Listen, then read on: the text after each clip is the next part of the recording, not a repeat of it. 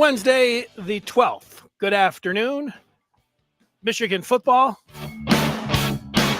Pleasure to be here. Jim Scarcelli, the former Wolverine, in the house, ready to talk about Michigan. Scar, you always say you're doing well and things are going great. I mean, so you got a shirt that says what? DC today? Oh, yeah. You know, Danny, DC, I had a buddy who used to coach at Divine Child. Divine Child. Great program.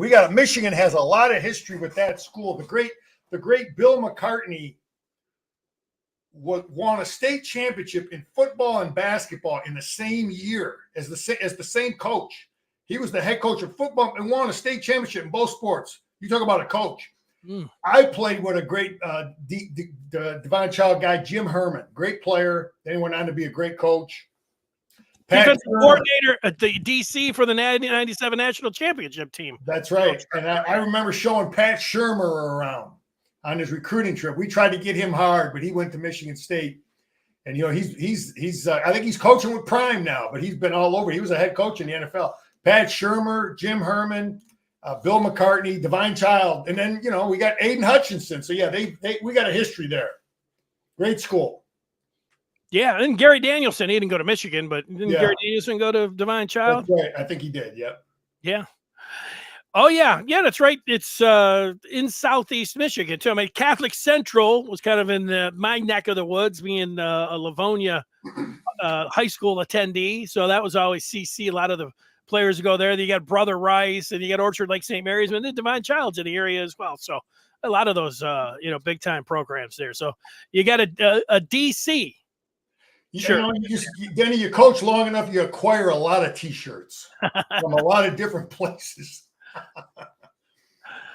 Hey, what you always, whenever there's when I was in high school, like I said, if you were an outstanding, I guess, junior high player, you would end up going to CC, and a lot of people would say, well, CC cheats. And here's the first one saying they cheat. Nobody, there you go.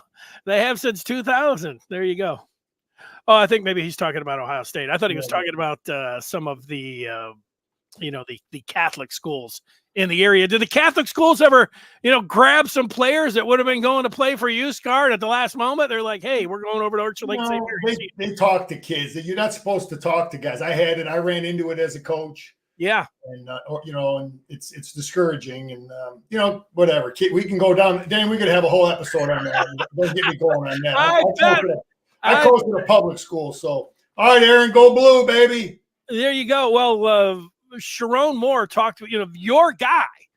And you mentioned Colorado, the former Colorado quarterback and Fox broadcaster, Joel Klatt. You mentioned him. When the season goes on, Joel Klatt always says something that fires you up. You're like, I want to say something. What Joel Klatt had to say. Well, Joel Klatt talked with Sherrone Moore this week. I think you got some thoughts on that. But recruiting is where we start.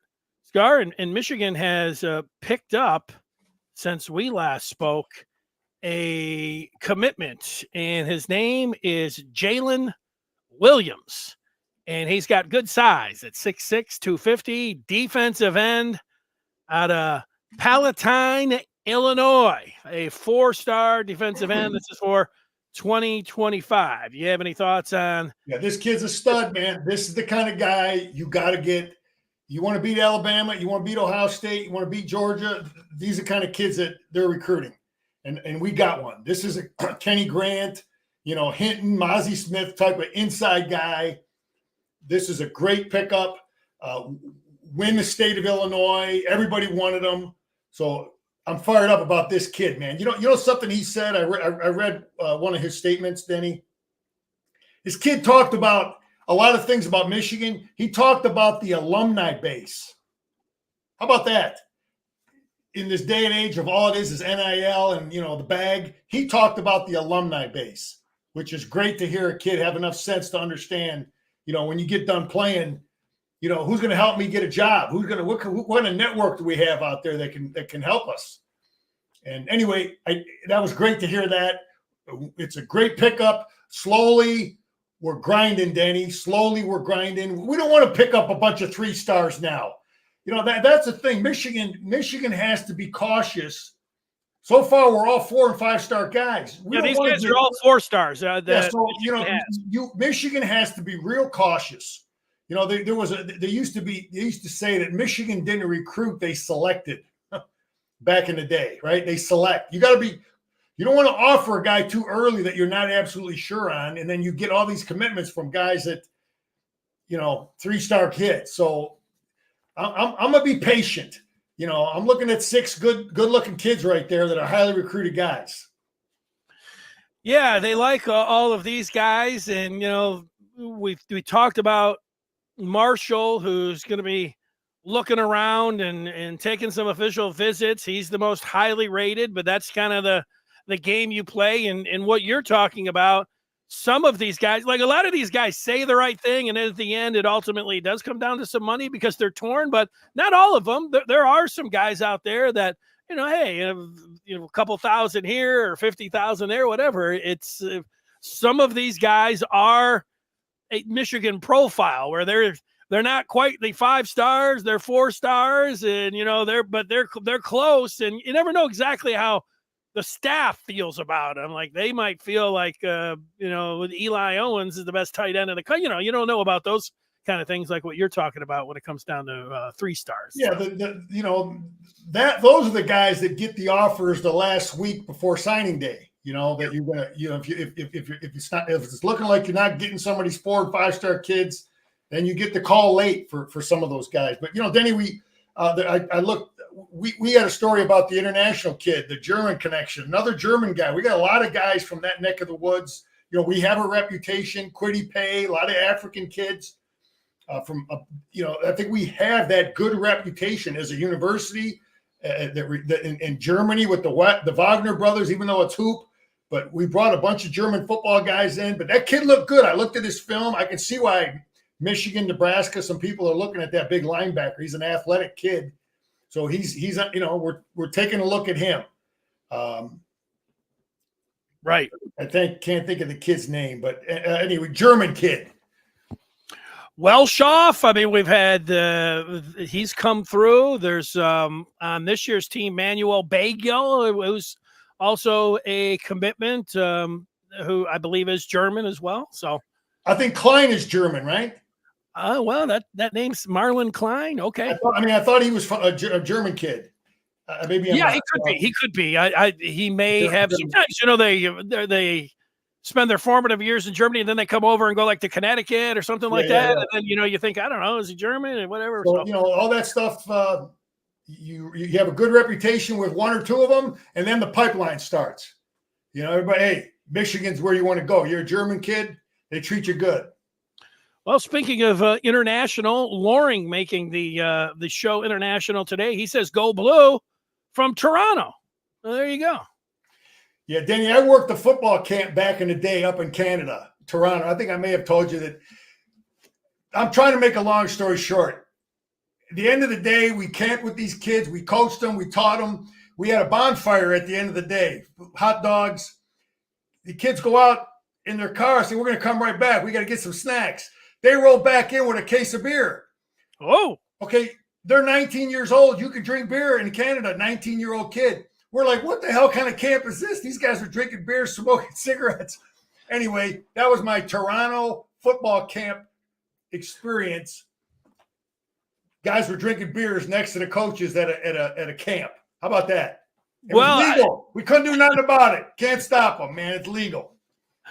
I spent a weekend in Toronto. It's been a few years, but man, I had the greatest time. A lot of times people in Detroit, especially the sports talk show hosts, they're like negative against Canada, Toronto. I had such a great time over there. And hey, speaking of the drinking age, there was a lot back the old, he wasn't a Toronto coach. He was the Boston coach. Don Cherry, you're probably familiar with him. He had a bar right across the bridge. And when we were, I was going to say high school, but I don't know, maybe we weren't in high school. Must have been 19, Scar. We would go over to Don Cherry's bar a lot over there. So how about that?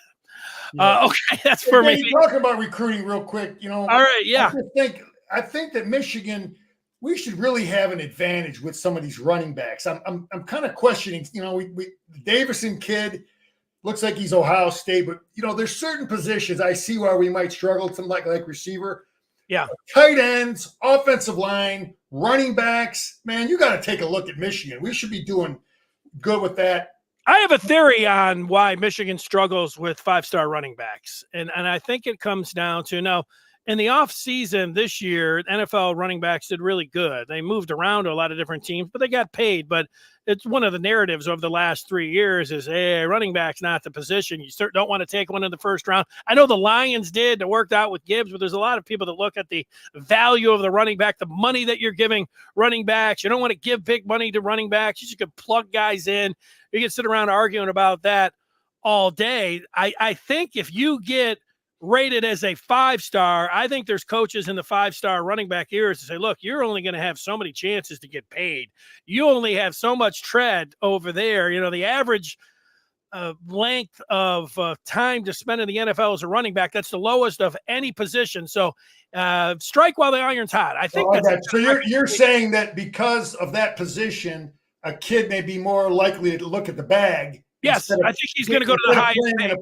Instead of playing in a pro-style offense like Corum, getting a lot of touches, working in a pro scheme. I understand your point, and there might be some truth to that. Yeah, I don't know. That's my theory. I get it. It makes sense, man. But December though is when a lot of things change. So much can change. We'll see how our season goes. Some of these kids are going to decommit, so I'm not being impatient. I'm not being getting all. Yeah, I think on the Michigan side, though, they could show Donovan Edwards. He damn near was a 5-star, closest thing was, and it's worked out great for Edwards. I mean, I don't know if they ought to show his bank account. Obviously, you just mentioned Blake Corum and how it worked out for him. You know, he's great too. So, one of the greats all time of Michigan. It's worked out everywhere. So, Michigan could come over the top and say, look, yeah, you go ahead for an extra 100, 200. I don't know how much these guys are getting paid, but, Michigan can. It's not like Michigan can't show them anything. They got a lot to show, but that's a theory. Speaking of more on recruiting, Scar, we're going to get to it straight away. If you're someone that just can't get enough of recruiting and you want to know the latest, like right now, what's happening today, what the guys are saying, who's coming in, who's going out, basketball, football, transfer portal, join the Maize and Blue review today by going to michigan.rivals.com. That's how you get it done. We want to see you over there on the Den. That's the posting board where I hang out all day, all night. And 99% of the time, I'm talking about Michigan. I might talk about the NBA Finals tonight over there on the Den with Game 3 going on down there in Dallas. Well, Scar, some of the visitors that'll be coming in this weekend, if you want to make any comments on any of these guys, Shamari Earls, you mentioned a 3-star. I am told that some of the other services are rivals from, we're rivals.com, the other rivals, the other services, people know, who they are and that stuff, that they all think that Michigan or that Earls is like he's a 4 or 5-star. So he's somebody that's looked at across the country as a big dog. You know what I like seeing there with Denny, go back to real quick, is if a kid is from the state of Virginia and he doesn't have Virginia and Virginia Tech on his list, yeah, that's good for Michigan. See, if he was committed to one of those guys, then you're thinking this kid wants to stay real close to home. South Carolina is not too far, but it's not the same. It's like, okay, he's up for grabs. He's willing to leave the state. So that's a good sign that commitment is something that could be negotiated. So yeah, I had not seen film of him, but that's a good deal there. I haven't seen film of Brady Hart, but if there was ever a player that you would say it would be a perfect Michigan fit, it would be somebody with the name Brady and Hart. Put it together. He's a quarterback from down in Florida. Michigan has a commitment this year from a quarterback in Carter Smith, who was Gatorade Player of the Year. This kid's got pro style, 6'5", out of Florida, and I believe that this is Michigan's #1 target for the class of 26. Hey, I got a question. Does a pro style guy mean he's slow, he can't run, or does pro mean, or so if a guy's not a pro style quarterback, does that mean he can run real good and can't throw? Help me out there. I don't think necessarily. I think JJ would list it as a dual threat quarterback, And somebody like Drew Aller, he can move around a little bit from Penn State. You know, he was considered a pro style. I think, you know, you just I think that they extrapolate it out and, you know, take a look at him. If he's standing big and in the pocket, it doesn't mean that he's not athletic enough to move around. It just means that he would rather stay in the pocket and deliver the ball with his arm. Yeah, sometimes I laugh at that term, you know, because what does that mean? The kid's not very athletic. He's 4'8" and slower makes you pro. 4'7" and lower makes you dual. I just laugh at it. I haven't, but I like the height. Hopefully he's athletic because I like guys that can move. But yeah, I would say that if you look to the pros, like you were talking about Tua with Miami, he's pretty athletic. He can move around, but I wouldn't put him as a dual threat quarterback. I would say he's a pro style quarterback. Guys like Josh Allen and Lamar Jackson, obviously, you know, they're dual threat. Herbert, who's with Harbaugh, he's extremely athletic. He can move around a little bit, but I would put him in the pro style. I'd put pro next to him. And I think all of those guys probably had from to dual to pro that way. I don't know. No, I get it. I just wanted to throw that these in guys there. are, Scott. I mean, these guys are, I know a lot of people talk about in you know, down. It's easy to do to say, oh, what are they looking at? How could he be rated here? These guys, they're doing this for a living. They are trying, you know, they are gauging something. They're not a bunch of clowns that are just sitting in there and don't know anything about football. A lot of them probably want to be, you know, scouts at the college or NFL level. And some of them, you know, go on to do things like that. This offensive lineman that's coming in from Kansas, Blue Valley Northwest High School in Overland Park, Kansas, Andrew Babalola. He is 6'7", 270. Scar, you watched some film. I know it's about four. Yeah, I watched film on him, and he happened to be at the one practice I was at in the spring. And he's an impressive kid. I heard him. I was kind of in a conversation where he was talking to some other people. Very, very intelligent sounding kid. I could see, you know, this kid has his head, you know, he's a smart, sharp kid, a good looking, you know, he's every bit of 6'7", he looked like Big Hinton is, you know, Hinton's a 6'7" kid. This kid is a big kid and appeared to be a very intelligent kid. Just like when I talked to Avery Gatch, the first time I met Avery Gatch, you know, I taught 25 years in high school. I can size a guy up pretty quick. He just seemed like a sharp kid. Yeah, well, he's going to be in this week. You know, he's got you can see looks like he's got a little, he's put together there at 270, and even can be bigger down the line. Here's some other guys. They got a wide receiver on a New Jersey coming in, highly rated. We've done well in New Jersey. Schiano is, I'm reading about Schiano. He's picking up the pace. He's got a tough challenge there, but, you know, we used to just dominate, and you'd like to think we could still just go in and run the show in New Jersey. Well, Michigan got a running back out of Las Vegas last year, and they're all about Vegas and the desert this year. There's three players. One U2 who visited, was it last week or the week before? I forget, but he's a 5-star. Also on that offensive line is his teammate, AK, and 6'4", 300 guard, 4-star. So they must be a hell of a team. They're thinking about having, you know, a left side of AK and U2 there at Bishop Gorman in Vegas. He's in this week. And there's another player also from Gorman that Michigan is interested in. You have three players that's not in the state of Michigan, that's out west like that. I don't know how unique. What would they do to, you know, see if they could land all three? How much time are they spending? If you're spending a lot of time anyways on a big time kid, and now they got three big time kids that you want, you know, what do you think the approach is by the Michigan staff when they talk about? I think, you know, Denny, you recruit them all individually. You don't work any kind of package deal talk. No one wants to. A kid doesn't want to hear that. You recruit all 3-4 of those guys individually. When I played, there were actually 4 guys from one high school: Mike Lemeron, Rich Stringer. God, I can't think of the other 2 guys. But anyway, there were 4 dudes that came from this high school in Wisconsin. Oh, all from Wisconsin, huh? Yeah, they're all from it was a public high school. They all came. They were older than me, but it happens. It's possible, but you recruit them individually, man. You give the same focus and attention to the kid. You know, these kids are probably from all over the country. Bishop Gorman, these kids aren't like born and raised in Las Vegas. Gorman gets kids from all over the South, all over the Southwest, everywhere. You know, they're just like you talked about. You talk about Catholic Central getting kids. That's Gorman gets kids from everywhere. So they're like an IMG of the West.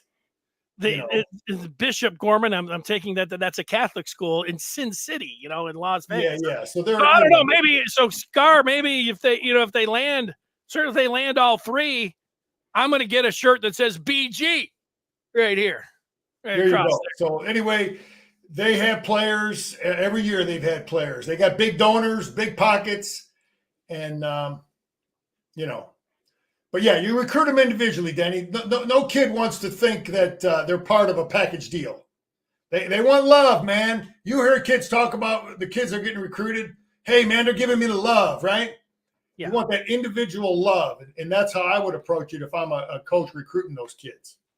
Unless, now, Scar, your brother was a big-time player. Was he older? He's 2 years older. 2 years older. Was there any talk, like that they would be going after the elder Scar? Yeah, but again, Danny, the younger Scar is a kind of a package deal. Yeah, but it's in my mind, it was irrelevant, man. Where he went that's his decision. And I think you're wrong to just believe that just because this kid went or his brother went or his old man went there, or you recruit each kid individually. You give them that love and that effort. That's my philosophy, and I think that's the way to go. And your brother went to Illinois, is that correct? Yeah, he went to Illinois. Gary Moeller signed him. Did you visit Illinois when he was there? I did visit, but Gary Moeller recruited my brother, but then he was fired, and like Mike White and those guys recruited me. Mm-hmm. So when you were there, were they calling you Little Scar, and saying, "Oh, we got Little Scars coming"? Yeah, we got to get the brother. I heard all that. So, but sure. Yeah, it didn't really play out with me much. I think you recruit the kid, man. See what his issues are. What's important to him. You're talking running backs, and here's a big running back, 6 feet, 200 pounds, out of Louisiana. Woo! JP, Jasper Parker, coming in, making the rounds in Ann Arbor. And then here's another. They're certainly getting visits from and interest from highly rated wide receivers. And here's another one. P. Wright the third, 6'1", coming in. Another one from Louisiana. This is, I don't know. Danny, we went down territory, right? We went down and got the A train from Louisiana about 20 some years ago. Isn't Bellamy from Louisiana? Yeah, he is. And Amarian Walker. He's a receiver coach. So, don't think that isn't a factor. That, Bellamy is probably recruiting those two kids. I'm with you on that. Jaden Blair, here's another 4-star. If you're a star watcher, and we all are, man, they're bringing in a lot of highly rated kids. And here's someone out of Ohio that's coming in as a wide receiver. Ironton. I'll have to ask Jerry about where Ironton is. I mean, he's Mr. Ohio. Denny, we talked on this show about a kid named Alexander McPherson down at IMG, Michigan. Is evaluating him, looking at him. They have not offered, but he's a kid that could be a great player in the Big Ten. But he's not going to wait around forever. He's committed to Oklahoma State, kid that we know. And anyway, he just committed recently to Oklahoma State, who could have possibly been a great player at Michigan. But again, Michigan isn't. They want to wait and wait and wait with some guys, and then you end up losing some good ones. Yeah, well, that's if you're in the recruiting department, what do they have? They have a big board like the NFL. When you look at the NFL draft, a lot of times they got a board, Danny. They got their top. If they want to say they want to take 3 tight ends, they probably got 7 on the board. Yeah, they've offered the top 3, and they'll. I know exactly how it works. My old man said Bo was totally honest with them. When he went out, he said, "Look, we want this, this, and this, and this kid. If your kid don't come, we're taking this guy." And but we want your kid. You know what I mean? And how much does it change, though? You have those 3 tight ends, and let's say you're just, the 2 of them. You tell the guy, look, we can only wait so long. Yeah. All right. Signing day is December 10th. And, I got to know. I remember Bo telling me, hey, because signing day was on Wednesday. On a Wednesday when I was coming, he told me, I got to know by Sunday night. You got to let me know. So I had that phone call. And, no, I did not meet Jerry on my recruiting visit. I met some other crazy dudes, and I did not meet Jerry till later on. I don't know if you listened to Friday's show, Scar, but Jerry talked about his visits when he was in high school. He said that he had planned a visit to Tulane with the idea of just going to Mardi Gras, but he went to Ohio State the week before, partied so hard. I think he committed to Ohio State. It sounded like, I'm going to put words in it, but it sounded like he got hung over at Ohio State and canceled his trip to Mardi Gras because he had such a good time at Ohio State, and then still took a trip to Notre Dame without the intention of going there before ultimately, decommitting and going to Michigan. So, I mean, that was a hell of a recruitment that Bo had for. Yeah, Danny, we could do a whole story. I got 6 visits. I could do a whole. Woo! All right, there's a lot of good stories. Scar's recruiting trip. 6 stories. We could do a whole episode on that. Let me just say this. We're going to just say this. When I was playing, the host got like $20. 1981. This is what you get to show the guy around. $20. I think it was $25, something like that. Yeah. All I can tell you is this. I went on 6 visits. Michigan is the only school that only gave the host $20. All the other schools, the guy got a hell of a lot more than $20 to show me around. Anyway, Michigan was the only one that was went by the rules. Well, some of that has stayed consistent. I go by, watching the movie Blue Chips or He Got Game or Ray Allen, Jesus Shuttlesworth, some of those places that he was visiting down there. And I don't know, was it Carolina State or something? Boy, it looked like he had a pretty good time on his visits. All right, Scar, go ahead. Anyway, a couple things. We got the staffer from Ohio State, a woman that replaced DeRuiter. DeRuiter went took the job with Jim. So Sherrone has got his Rolodex. You got to have your Rolodex, and that's a sign of a great leader. Okay, I learned that as a leader in business and as a head coach. You better have your backup, the next coach, ready to go. Because when you think this guy leaves, you better have another one. So that was good to see that Sherrone swiped somebody from the Buckeyes. And then it was interesting with that Sherrone shared that, he had a talk with Jim earlier, during the season somewhat, that, he's going to be the guy. And this stuff was kind of decided on, we don't know what time in the year he had that discussion. Could have been game 7, game 8, game 6. It sounded like it was mid-season that Jim was basically put his stamp and he was going to anoint him and kind of, when you're winning, and Danny, this is why it's so important that you win. Bo could name his replacement, and Mo was great, but he couldn't, anyway, when you win, you can name your replacement. And that's what is good. Anyway, it was interesting that transition was already in the works, mid-season. I agree with you. And that was what he revealed to Joel Klatt when he had that talk last week. He said that Harbaugh, in fact, said he was going to put it in the contract if he could. And I imagine, he wanted to put a lot of things in that contract, but that Sherrone would be the next head coach. I remember, I don't know if it was after the Penn State game or after maybe it was the Ohio State game, because Sherrone had won all 3 games and Harbaugh started talking on the Monday. He couldn't coach at the game. He didn't coach in the last 3 games. And, Harbaugh was just, he couldn't stop. I said, this is a Michigan man. He is going to go down in history. Look, the team just went undefeated and everything that they had to go through. And then, he just set the table. It was, kind of like being up at the podium, introducing somebody to, to the Hall of Fame or something. He just said, he's canonizing Sherrone Moore as the ultimate Michigan man. And then Sherrone came up there and was just like, hey, here I am. And, he got tabbed by Harbaugh as a a great Michigan man. And, there was just some tough circumstances, and we know what happened when they write the book and they have the movie about Michigan 2023. That's going to be part of it. Hey, so far Sherrone is doing everything that looks just perfect for old Scar. Everything looks right, man.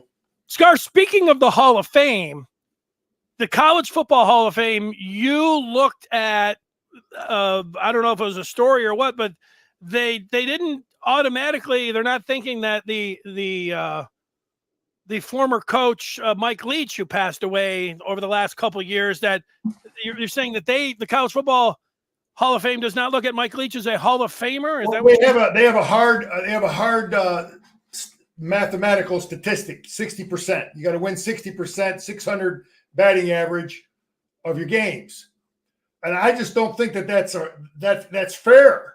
So basically, you got a guy like Ryan Day who's born on third base, compared to someone like, I don't know if Mark D'Antonio's in there, but I respect Mark D'Antonio. He went to Cincinnati, took over a loser, went to Michigan State, took over a loser, and so if I got different, Tom Allen at Indiana trying to build Indiana, or, Jeff Brom taking over Purdue, you got 3-4 years where you get your butt kicked.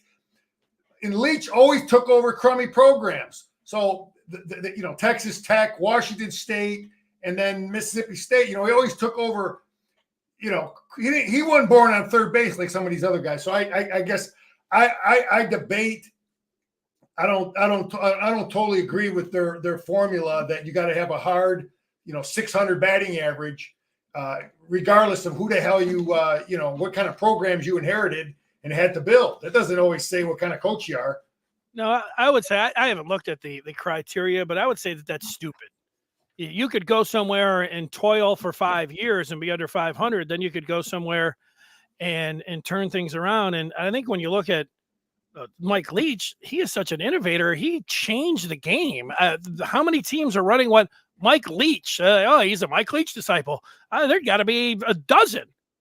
And the principles across college football, Mike Leach was an innovator, and you could say that he transcended the game with the way that he thought about and went through offense. And Leach, if he would have been, this is probably a conversation for another day, but if he wanted to play the game like the coaches and dress and wear the suits and shave and get a couple of Dale Carnegie courses on how to talk and how to interview, he could have been with an elite Power 5 team and got in there, but he was himself. And, he might have had a pizza box fall out of his car or something if he was, going to an interview or something like that. And, not that you want to dress like a bum or anything else, but he was just off the beaten path a little bit. So again, I don't know. I hadn't really looked into that, but I'm shocked that Mike Leach wouldn't be in. Yeah, I'm just my beef is with the criterion, because I just don't think every coach's resume and what they did is fair. You look at the guy that just got the job at Kansas. I mean, he had the job at Buffalo, which was a flat out loser. He built them into a winner. So he probably had a couple of years of getting his butt kicked. He gets the Kansas job, got his butt kicked for a couple of years. Now he's got them winning. So, I mean, at the end of the day, we don't know what his stats are going to be. So that's a hell of a coach that takes over terrible programs. But anyway, I just had to give my input on the Hall of Fame evaluation of coaches. I hear you. I'm with you on that. So anything else?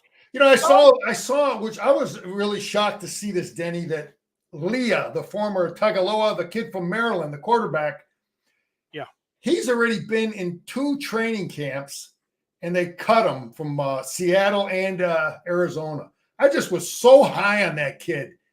His brother's doing a great job at Miami, and he got cut in 2 camps already. He hasn't even played in a preseason game. I wonder if he has a physical injury or something. I don't know, but I guess he's going to Canada to play. I was shocked to see that. I thought that kid was going to have a career in the NFL. Yeah, well, there's a lot of different routes to get to the NFL. I hear you. I think he's got an NFL just looking at, and you never know, off the field stuff like what you're talking about, injury concerns, where there could be a host of different things, but there have been a lot of guys that have gone different ways, that have gone to Canada and have ultimately ended up in the NFL. So I would imagine, that he'll get his shot, just might not be right now. Yeah. Good stuff. All right, Scar, next week we want you to, give us a story about the 6 trip. I'll go one. Yeah, I'll go Colorado's interesting. That's interesting. You took a trip to Colorado, huh? Oh, I'll share it real quick. This is how the trip starts. No, Scar, we don't have time. All right. I don't want to tease then. If, before there was Coach Prime, there was Scar in Boulder. We'll have that on Wednesday. So it involves a suite in the mountains and pretty girls. I'll leave it at that. No, I can't wait till next week. All right, folks. All right, Denny, go blue. There he is, Jim Scarcelli. Smash that like button. Give us those 5-star reviews on the podcast.